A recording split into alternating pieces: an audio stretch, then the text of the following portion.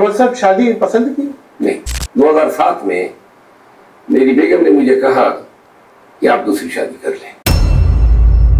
अपनी खुशी या मजबूरी के लिए अपनी बीवी पर सौतन लाकर उस पर जुल्म नहीं कर सकता। शेर अफजल मरवत की अपनी बीवी के लिए मोहब्बत और इज्जत देखकर लोग हैरान रह गए। आए नाजरीन वीडियो देखते हैं। मरवत साहब शादी पसंद की? नहीं, अरेंज की। एक। अच्छा, एक ही से 2 दफा कर ली? हाँ जी, एक ही से दूसरी भी कर ली? हम मैंने तो अपनी बीवी से दूसरी भी कर ली ना।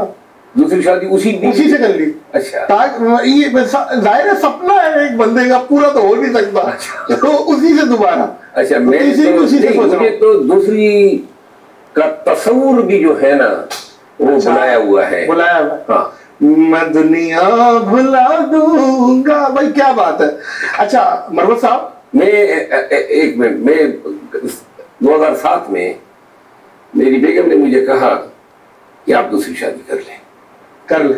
मुझे कहा, क्योंकि 2006 की बात है। मेरा बेटा उस वक्त तक पैदा नहीं हुआ था और 5-6-7 साल हो गए थे, 6 साल हुए थे। तो बेगम ने कहा दूसरी शादी कर ले ताकि औलाद नरीना हो जाए। मेरे वालिद साहब जिंदा थे और आपको पता है हमारे पठान मुआशरे में औलाद नरीना की लोग दूसरी शादियां भी करते हैं। अब उस दौर में उन्होंने कहा था कि आप दूसरी शादी कर लें और बड़ी संजीदा। फिर मैंने उसे टाइम दिया और टाइम देने के बाद मैंने फिर उसको सोच के बता दिया। मैंने कहा मैं अपने औलाद की खुशी के लिए तुम पे सौतन लाने का जुल्म नहीं कर सकता हूँ। तो फिर मैंने उसके बाद जो है क्योंकि किसी खातून के साथ और बिलखसूस वो अगर आपकी शरीकियात है उसके साथ सबसे बड़ा जुल्म ये है ना कि आप अपनी किसी खुशी के लिए या अपनी औलाद की मजबूरी के लिए उस पर सौतन ले आए। उसकी भी एक ही जिंदगी है ना। अब वो अपनी पूरी सब कुछ जो है वो जला के आपके घर आ जाती है और फिर जो है आप कहेंगे अपने सारे रिश्ते खत्म करके घर आती है। यकीनन। और घर आके आपके सारे खत्म करा देती है। ये भी ना ऐसी भी है नहीं है।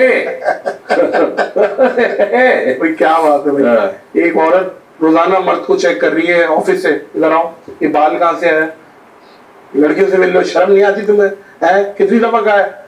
एक दिन आया तो कोई बाल नहीं मिला, बोलिए बहुत अच्छे, अब इतने गिर गए हो गंजियों से मिल रहे हो।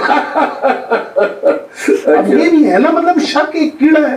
शक मैं आपको अर्ज करूं, आज से कोई 7 दिन कबल मेरे बेड पे पता नहीं कि किसी खातून की रिंग पड़ी थी घर के अंदर जो बेड था।